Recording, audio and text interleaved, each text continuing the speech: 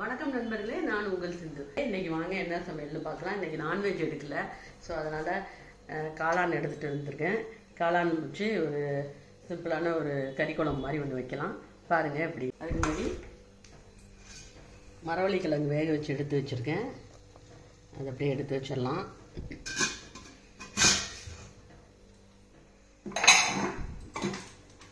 So கருணக்கிழங்கு மசியலுக்காக எடுத்து வச்சுருக்கேன். அது ஏற்கனவே கருணக்கிழங்கு மசியல் உங்களுக்கு சேனலில் போட்டிருக்கேன், செக் பண்ணி பாருங்கள். அப்புறம் கீரை பொரியல் பண்ண போகிறேன், முளைக்கீரை. வாங்க வீடியோக்குள்ளார போகலாம்.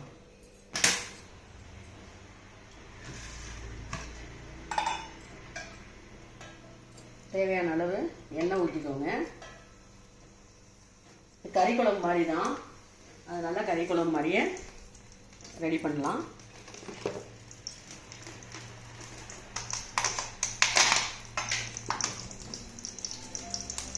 கொஞ்சமாக பட்டை,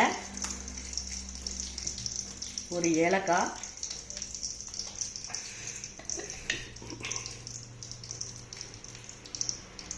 கொஞ்சம் சோம்பு,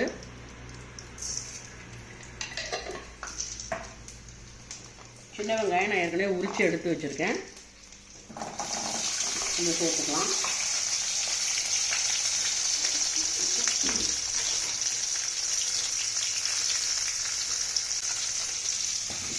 ஒரு 4 தக்காளி சேர்த்துக்கலாம். நல்லா வதங்கிட்டோம். இது வதங்கிட்டு இருக்கப்பவே தேவையான அளவு தேங்காய் சேர்த்துக்கிறேன்.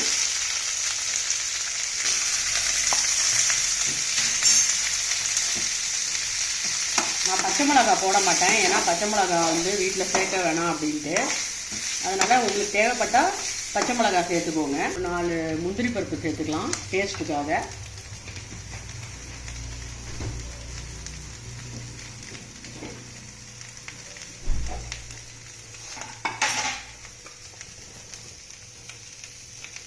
கொஞ்சமாக மல்லித்தழை சேர்த்துக்கலாம்.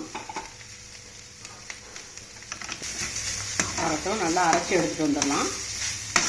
இப்போ நான் இந்த மஷ்ரூமில் கொஞ்சம் கொண்டக்கடலை போட்டு செய்ய போகிறேன். கொண்டக்கடலை ஏற்கனவே வேக வச்சு எடுத்து வச்சுருக்கேன். கொண்டக்கடலையே மஷ்ரூம் போட்டு செஞ்சால் நல்லாயிருக்கும். இதில் கொஞ்சம் காய்கறி போடுவேன், கத்திரிக்காய், அந்த மாதிரி கொஞ்சம் காய்கறிலாம் இருக்குது, அதெல்லாம் சேர்த்து போடுவேன். இப்போ அரைச்சி எடுத்துகிட்டு வந்துட்டோம். ஒரு தாளிச்சிடலாம். நான் எண்ணெய் ரொம்ப கம்மியாக சேர்த்துக்குவேன். உங்களுக்கு எவ்வளோ தேவையோ நீங்கள் அவ்வளோ சேர்த்துக்கலாம். எண்ணெய் காயிட்டோம். கொஞ்சமாக பெருஞ்சீரகம் போடுறேன். இதுலேயுமே ஒரு பட்டை போடுறேன் கொஞ்சமாக. வெங்காயம் முழுசாக இருக்குது, அது அப்படியே போட்டுடலாம்.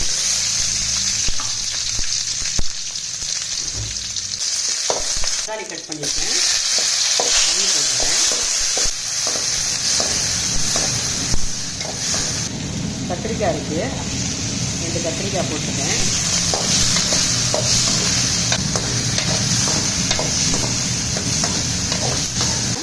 இப்போ நான் அரைச்சி எடுத்துகிட்டு வந்துருக்கேன்ல, இதில் வந்து மிளகாத்தூள் போட்டுக்கேன். கொஞ்சமாக மிளகாத்தூள் போட்டுக்கோங்க, காரம் வேண்டாம்.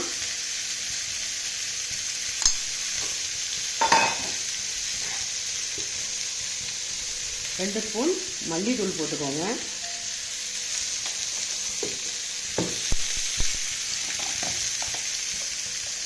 தேவையான அளவு மஞ்சள்தூள்,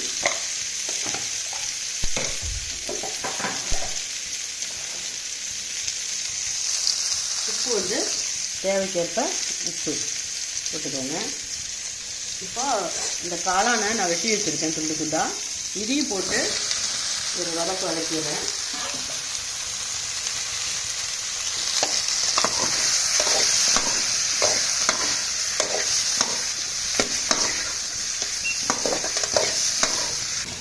ஒரு 5 நிமிஷம் வதங்கட்டும். இப்போ இந்த அரைச்சி வச்சுருக்க விழுதை இதில் சேர்த்துக்கிறேன். இந்த கொண்டக்கடலையும் இதை சேர்த்துறேன். கொஞ்சம் தண்ணி ஊற்றி கலந்துக்கலாம். இது அப்படியே கொதிக்கட்டும், நல்லா கொதித்து வரட்டும். எவ்வளோ தேவையோ அந்த அளவுக்கு தண்ணி ஊற்றிக்கலாம். நல்லா கொதித்து வரட்டும். கொதித்து வந்தோன்னே பார்க்கலாம் வாங்க. பாருங்கள், குழம்பு வெந்துட்டு இருக்க நேரத்தில் நம்ம இந்த கருணக்கிழங்கு மசியல் பண்ணியாச்சு. இது ஏற்கனவே நான் உங்களுக்கு சேனலில் அப்லோட் பண்ணியிருக்கேன், செக் பண்ணி பாருங்கள். இதை எடுத்து வச்சுட்டு இதுலேயே நம்ம கீரை தாளிச்சிடலாம்.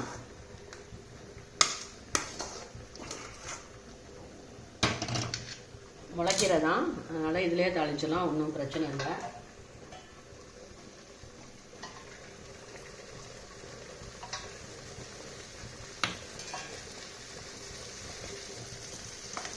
எண்ணெய் காயட்டும். கொஞ்சம் கடுகு,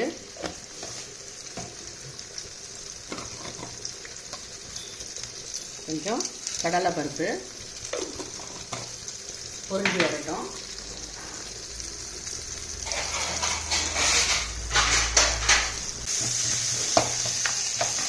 அதுக்குள்ள குழம்பு என்ன ஆச்சுன்னு பார்க்கலாம். நல்லா வெந்துட்டுருக்கு, இன்னும் கொஞ்சம் வேகட்டும். கொஞ்சம் தண்ணி சுண்டணுன்னு ஆஃப் பண்ணிடலாம்.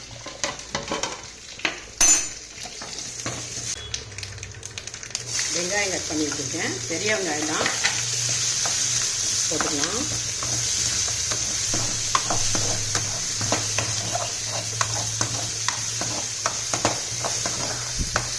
முளைக்கீரை காலையிலே நல்லா ஃப்ரெஷ்ஷாக கிடச்சிச்சு, எடுத்து ஆஞ்சி கட் பண்ணி வச்சாச்சு. முளைக்கீரை போட்டுக்கலாம்.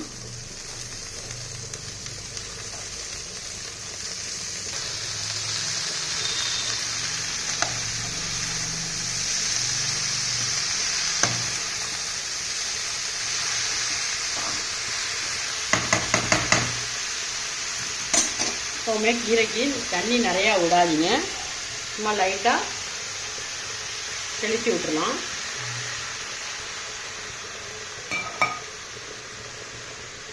கீரைக்கு உப்பு கம்மியாக தான் போடுவாங்க, கம்மியாக போட்டு தெளித்து விட்ருங்க. அது வெந்து வரட்டும். அதுக்கெலாம் நம்ம குழம்ப பார்த்துட்டு ஆஃப் பண்ணிடலாம்.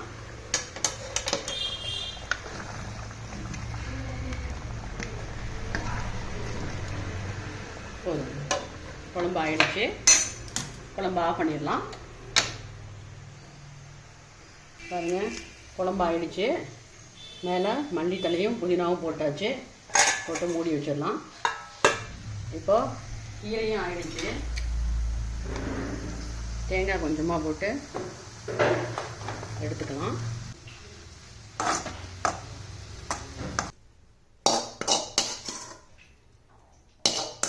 என்னோட ரெசிபி உங்களுக்கு பிடிச்சிருந்துச்சுன்னா லைக் பண்ணுங்கள், கமெண்ட் பண்ணுங்கள், ஷேர் பண்ணுங்கள். அப்புறம் மறக்காமல் சப்ஸ்கிரைப் பண்ணுங்கள். அடுத்த ரெசிபியில் உங்களை பார்க்குற வரைக்கும் உங்கள் சிந்து. நன்றி, வணக்கம்.